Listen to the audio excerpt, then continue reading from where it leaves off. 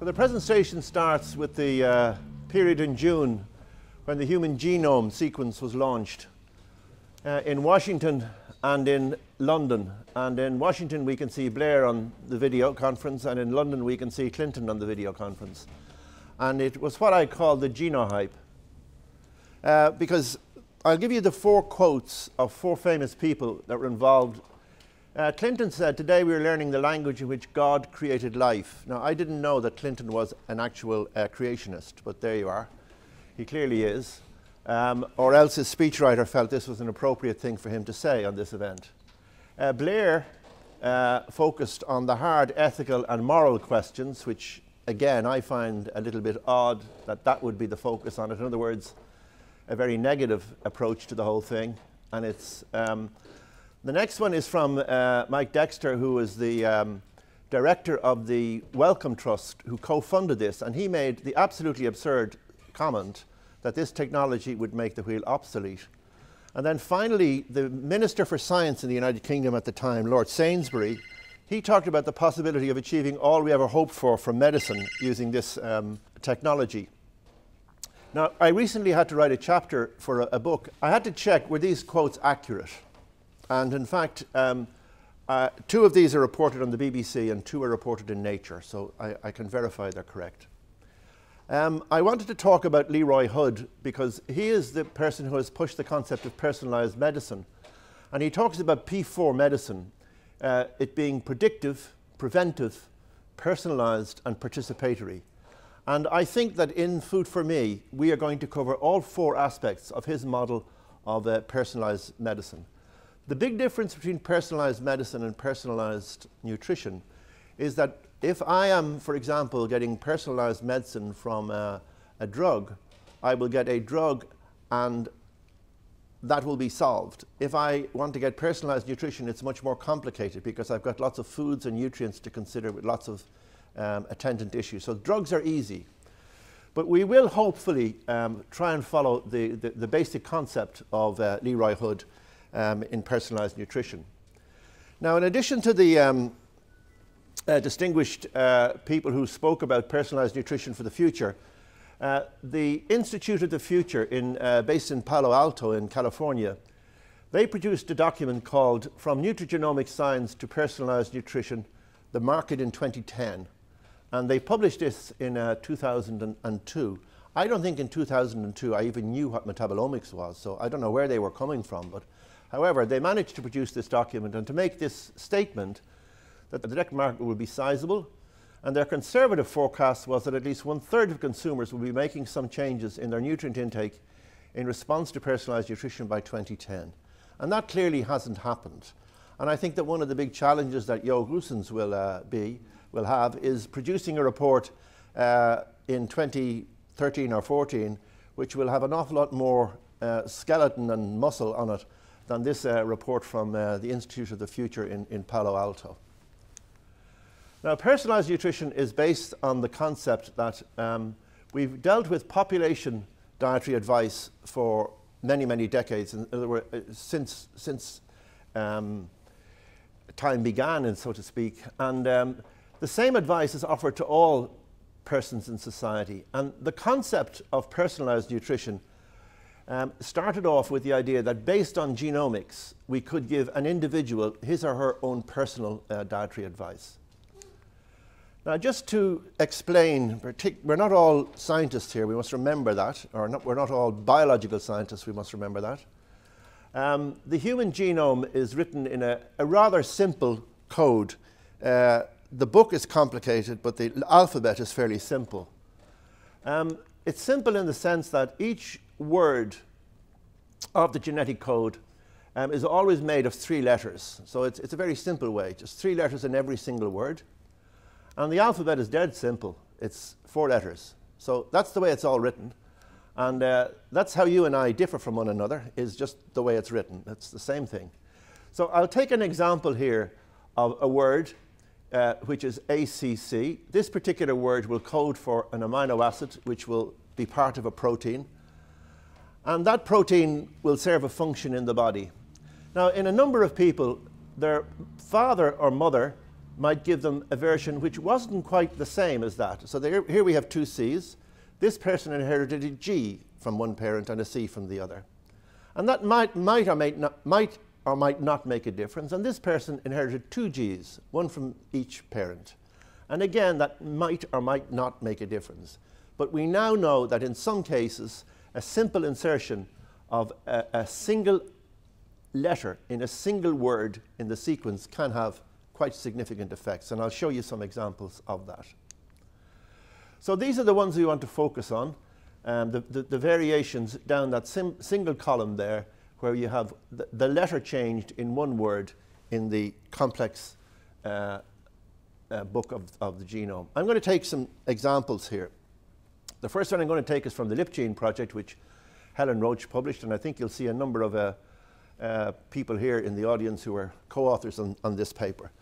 And they were looking at the effect of changes in long-chain N3 polyunsaturated fatty acid intake, and they wanted to look at the changes in N3 polyunsaturates in relation to blood triglycerides. So that's very easy, straightforward. We look at fish oil intake and we look at blood lipids. But they wanted to filter this through genetic variation. So what they had here was, on this side, the CC type. That's the majority type. So they inherited a C from daddy and a C from mammy.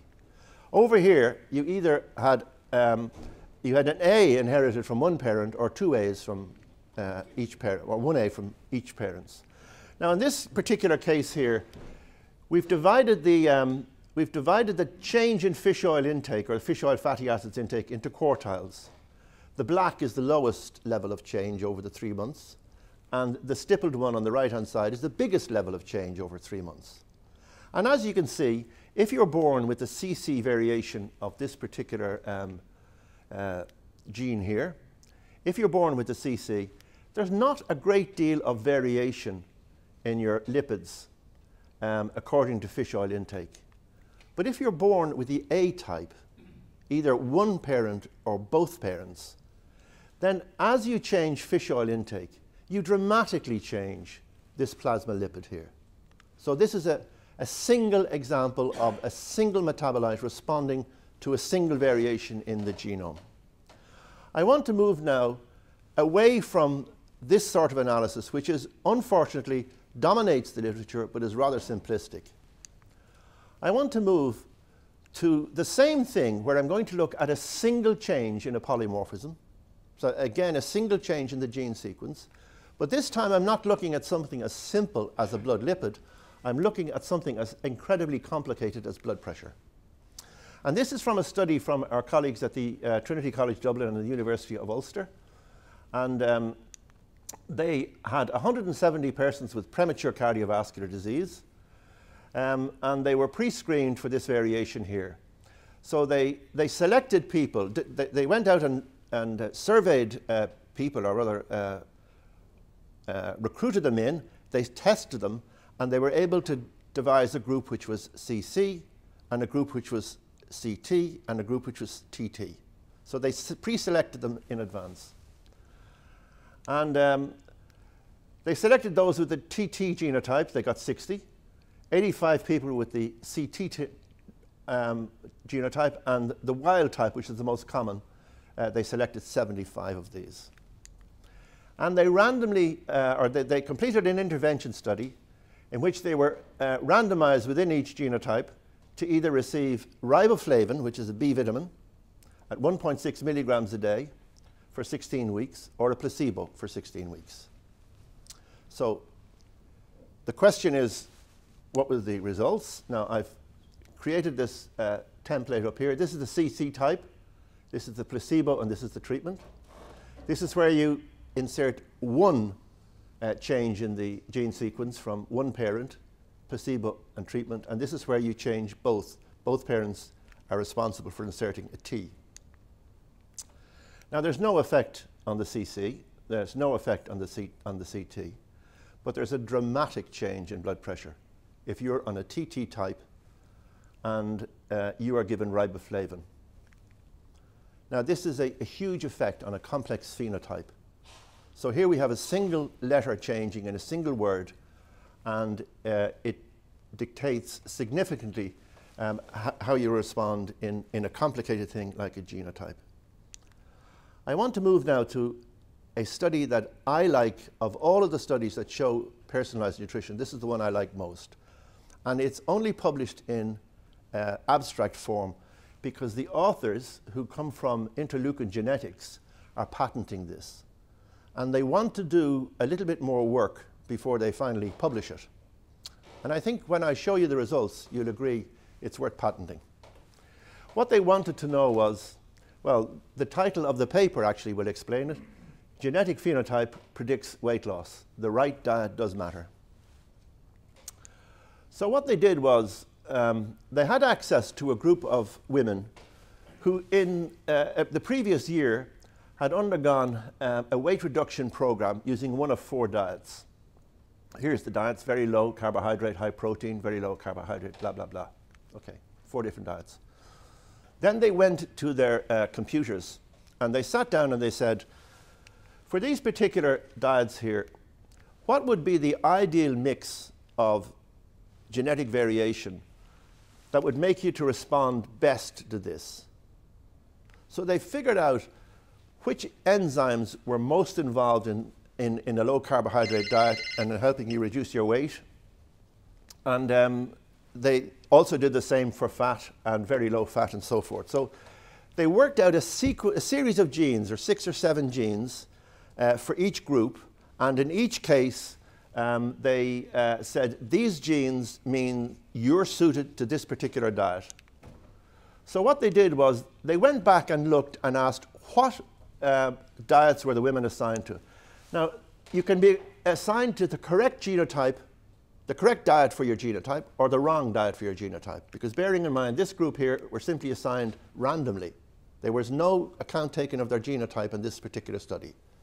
But what they did was ask the question, by luck, were some women given the right diet for their genotype? By bad luck, were they given the wrong diet for their genotype? And what you have here is that if you're given the right diet for your genotype, you will perform far, far better than if you're given the wrong diet for your genotype. Now, can you imagine the economic value of this for Weight Watchers or Jenny Craig? That when you go along and you register for your weight loss program, instead of just going on any old diet, they take your cheek swabs, they work it up into DNA, they do a series of checks on the 10 or 12 genes that they figure are important, and they tell you your best diet is this diet. That makes a lot of sense. So personalized nutrition really working in this case.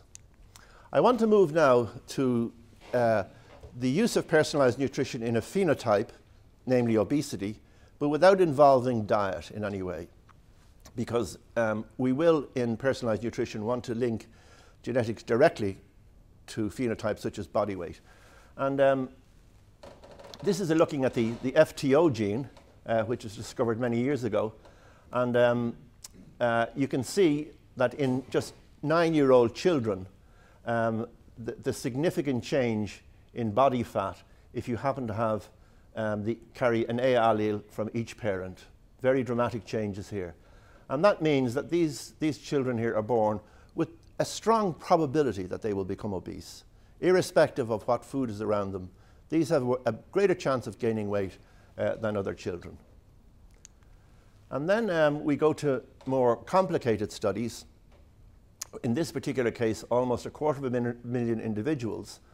And we had, I think it was 2.8 million SNPs. So 2.8 million potential genetic variations.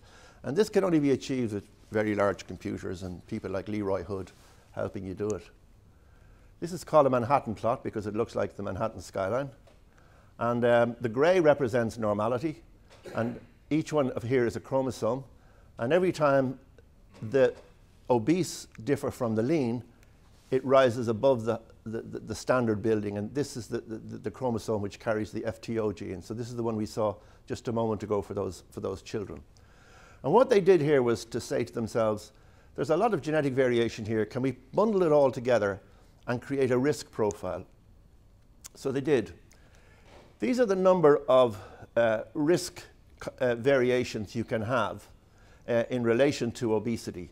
And the first thing you'll notice here in this histogram is that it's normally distributed. In other words, a minority of people have a small number of these variations, a minority have very large numbers of variations, and the majority by far are in the middle here with a reasonable amount of variation.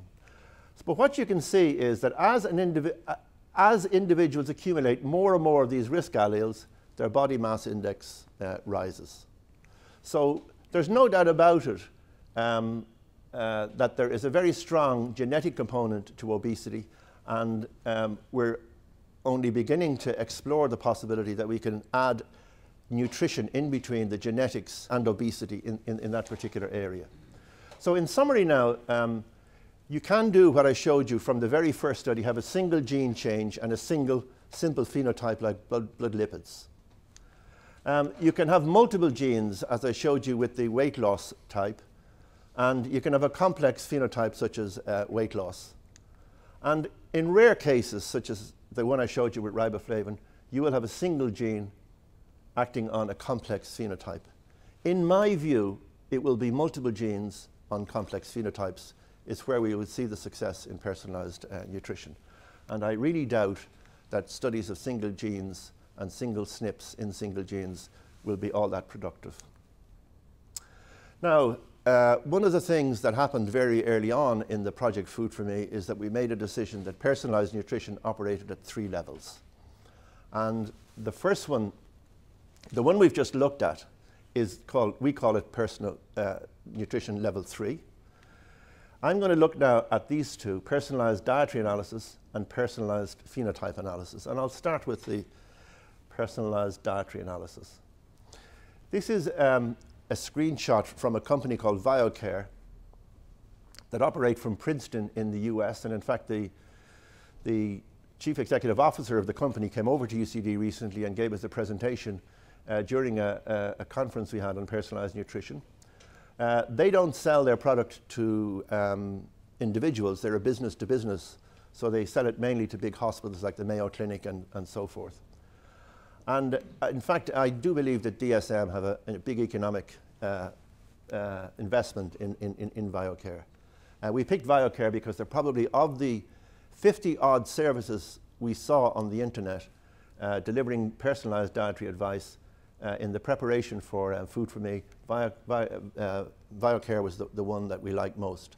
But in FOOD4ME, we are committed and contracted to develop our own, and that'll be a bit of fun. So what happens with these services is that you have your prevailing food choice, and you just had your prevailing food choice out in the restaurant, and you input that into the website, and your nutrient intake is calculated and is compared to a reference standard, and you're given dietary advice back, and possibly you're given food advice.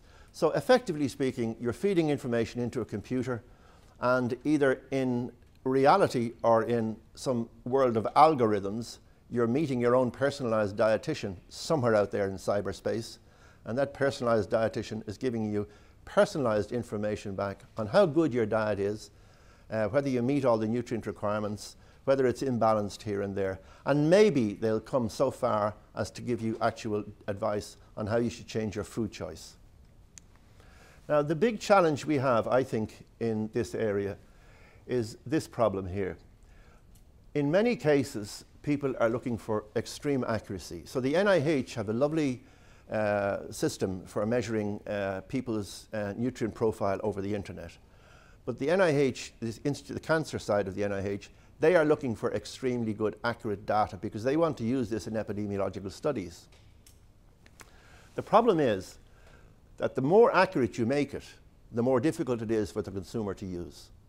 And I promise you that I gave up halfway through breakfast on the NIH one because it was so complicated and so tedious and tiring. And that's one of the big challenges, again, I think we'll have in FOOD4ME. We'll be coming up with smart ways of making this extremely useful, but extremely easy to use. So what happens is you enter your data, and the calculations are done out in cyberspace by some cyber dietitian, and they send you back an email to say, in your personal account, you're going to find your advice. So you go on the website, You put in your username and password, you open up your file, you get your advice, and you make the decision. Do you want to live with it or not, or change? That's the decision you make.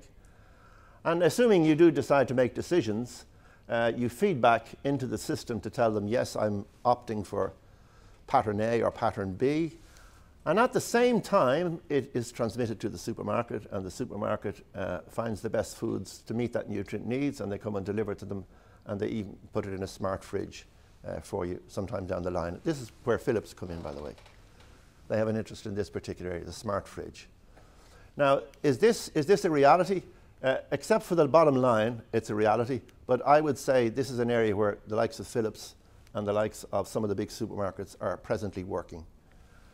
So that's personalized nutrition at level 1. And I want to move now to personalized nutrition level 2, which is phenotype analysis. And I'm going to start off with the first level of phenotype will be blood sampling. And the next level will be looking at attributes of the body, height, weight, and so forth. Now, Thomas Gunderson should recognize this, and so should Christian Drevon.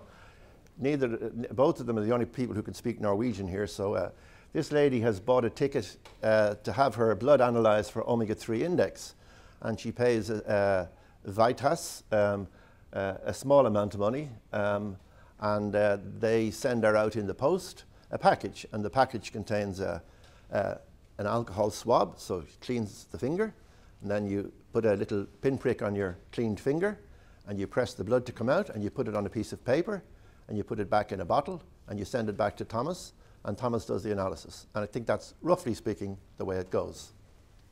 And there are different services you can buy. In this case, this lady has bought into omega-3, but there are other services you can buy into. And this will be an important part of FOOD4ME. Now, the problem I have in this area is that the ability of people to measure things in spot blood or even saliva or whatever else, biofluid, increases by the day. So we can measure smarter things and more comprehensive. And the problem is that Homer doesn't want to know what his insulin is. He doesn't want to know what his folate is. He wants to know, if there is a problem, what is the solution? So he's not looking to know, does he have a problem? Unless you can give him the solution, he doesn't want to deal with you.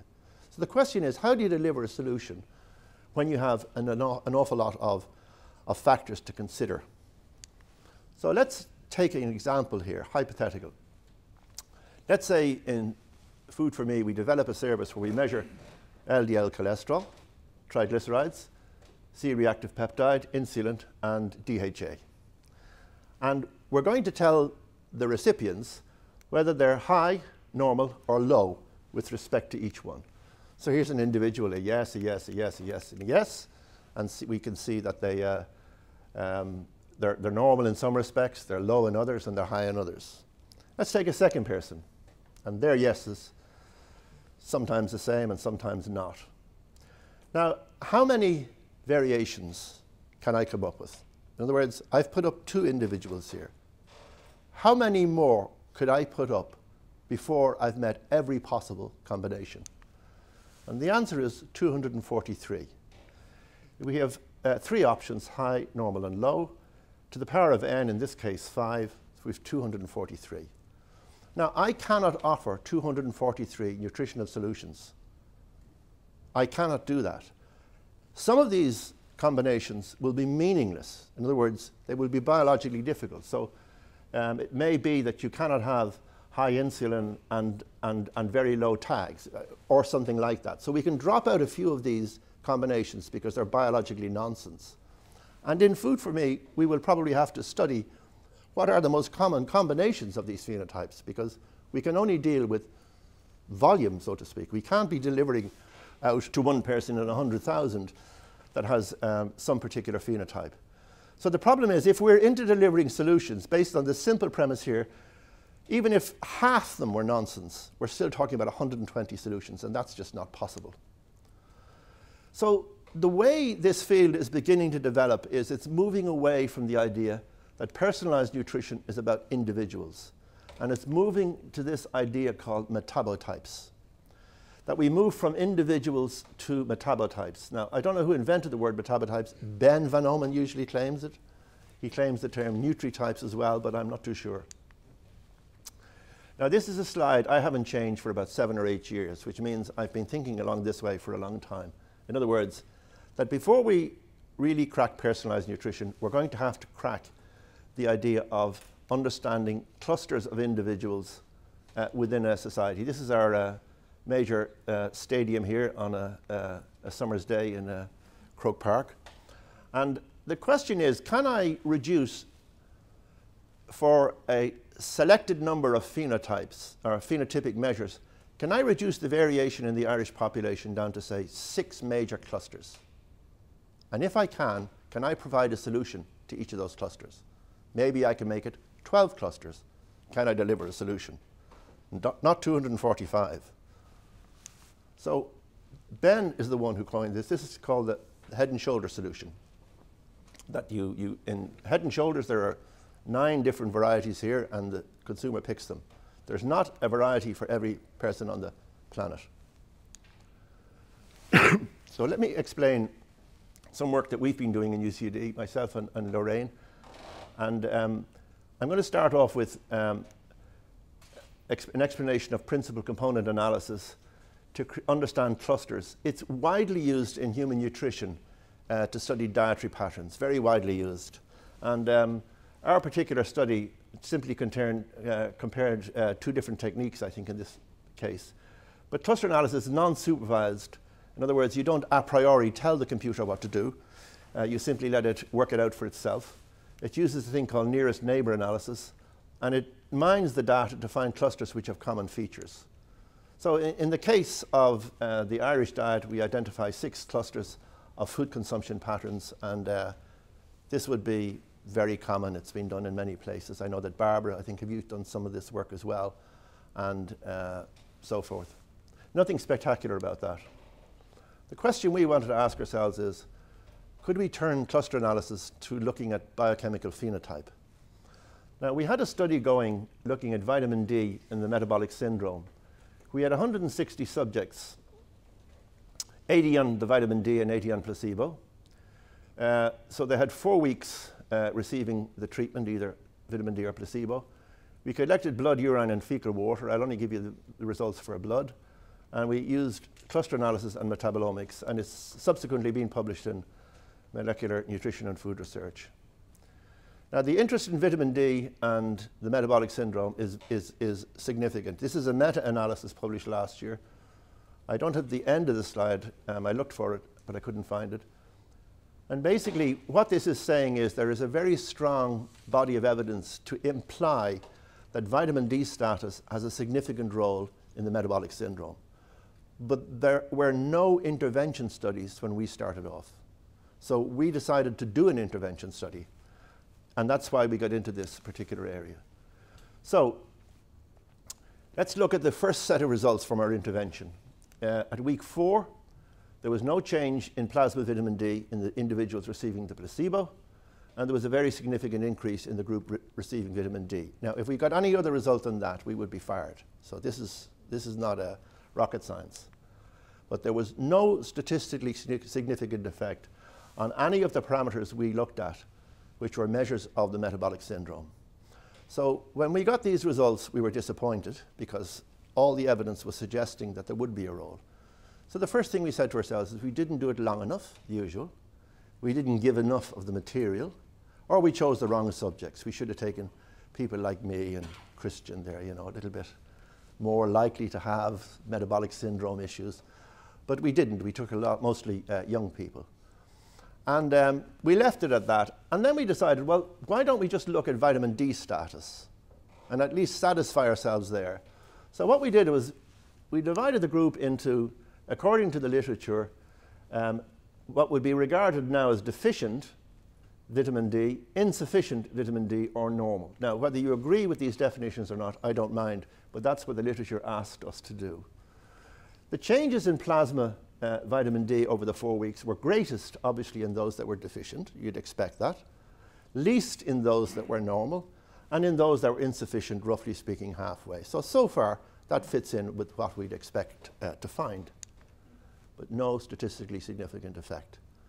So now we abandoned this and walked away.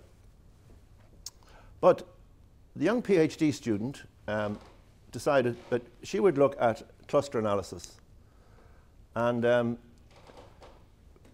she didn't do it quite on her own. Myself and Ray had something to do with this. So we looked at the 14 plasma metabolites, and we used K-means cluster analysis, and we came up with 5 clusters.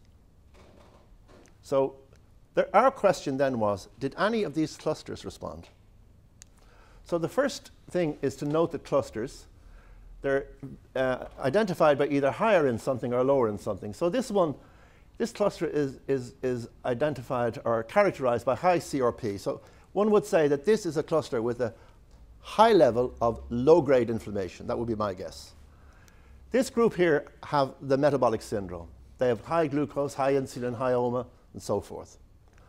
This group here are very healthy. Lovely levels of vitamin D, and all the bad things are down.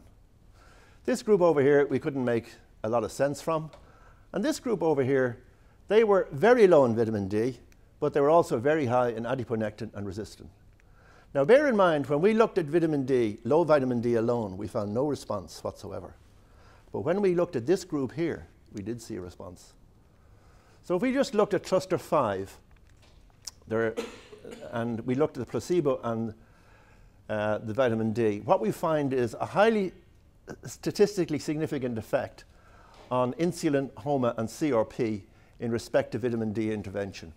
So you get a response from vitamin D in this cluster only if you combine low vitamin D with high adiponectin and resistin. So this is a phenotype that's responsive to vitamin D. And I don't think this has any implications for FOOD4ME other than we now know there are phenotypes out there. We need to find ways of identifying them. And just to show you that the rate of change in vitamin D in terms of plasma glucose, which would be the simplest and crudest measure of the metabolic syndrome, the greater the change in this cluster, the greater the decline in plasma glucose.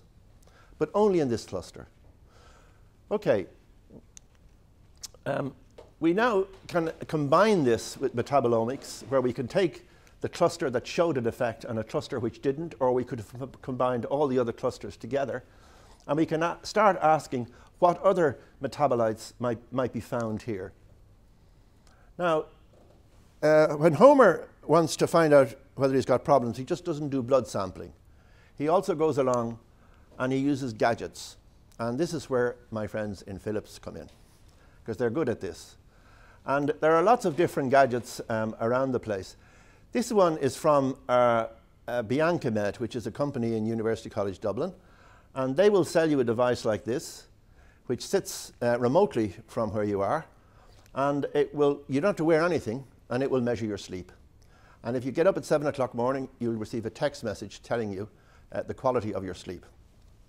And they've made a lot of progress in selling and developing this concept, and food companies have bought into it who are interested in young children and older people and hospital patients.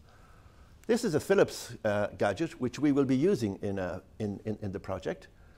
Now, you buy into this service and you wear it for a week, and I hope I get this right.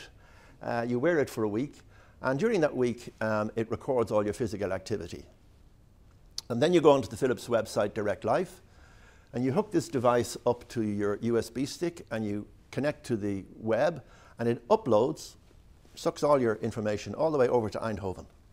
And then a couple of very smart sports scientists sit down and analyze it, and they come up with 3 or 4 options for you to improve your physical activity.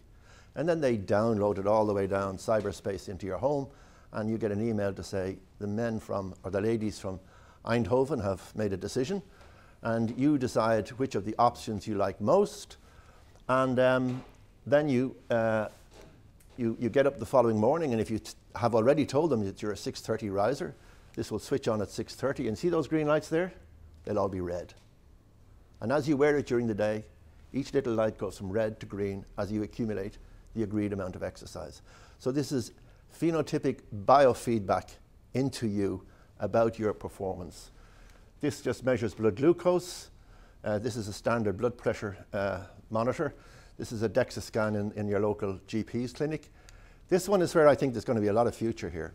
This is a vest using nanotechnology to measure this guy's entire cardiopulmonary function and to transmit the information telemetrically to a central clinic to let them know how he is doing. And this is part of an FP7 project, so the use of smart textiles is becoming very important. My understanding is that this particular project got as far as socks, and people were talking about underwear. So I don't know what progress they made in that direction or what great discoveries they'll make there. But the idea that we will design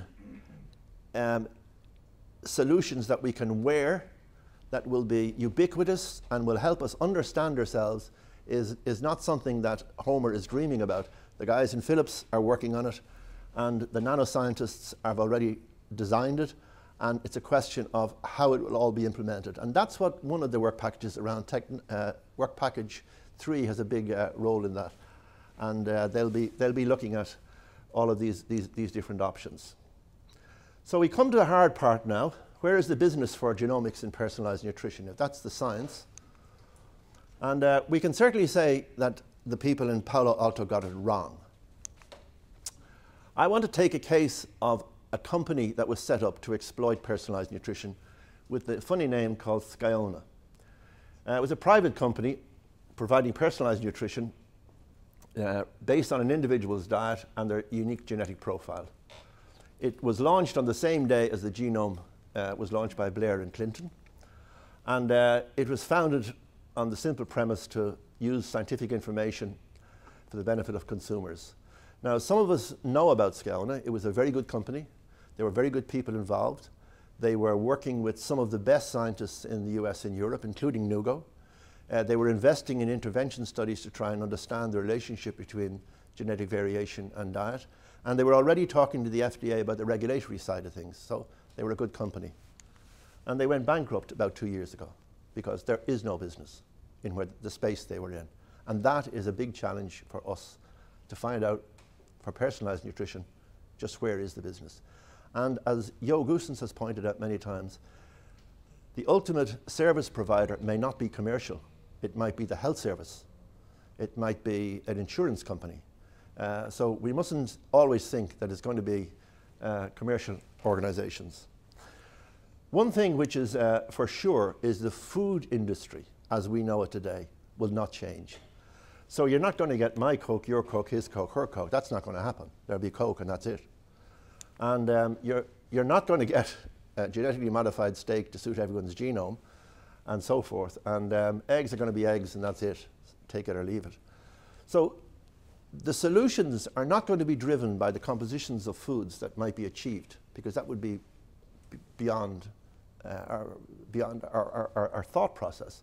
The solution will be in the selection of these. That's where the solution will be. How do you help the consumer make those choices to suit their nutritional needs? And I'll pick out two companies that have an interest in this area. Nestle have established Nestle company have established a thing called Nestle Health Science, and they have established an Institute of Health in Lausanne, and they have given it a budget of 1 billion Swiss francs for 10 years. And it's at arm's length from the company. They've got 2 big buildings built now on the Lausanne campus, and they're going to spend 1 billion. Wouldn't you like to be there, Christian? I work out $1 million a week, roughly speaking. Okay, another company is DSM, and we have 2 people from DSM. And DSM are offering solutions in the workplace to begin with on personalized nutrition. And they have this global personalized nutrition system. And they will be using things like VioCare and other personal measurements to try and help people to understand what's optimal for them. So my take of the situation is that level 1 personalized dietary analysis is immediately possible, but I think a lot of work now needs to be done to make it get a balance between what's accurate and what's feasible. I think level 2 we're going to focus more on clusters than individuals, because as I said, delivering solutions at individual level, the numbers will be too great.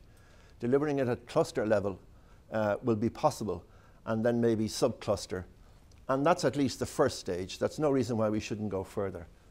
And I think the genomic analysis, the personalized nutrition based on genes, has a long way to go. But I'm very encouraged by the findings of, say, John Scott's group in relation to riboflavin status and blood pressure, and the group from Interleukin looking at genotype, the optimum diet and weight loss. So that's very promising. It tells me that there's something out there. Thank you very much.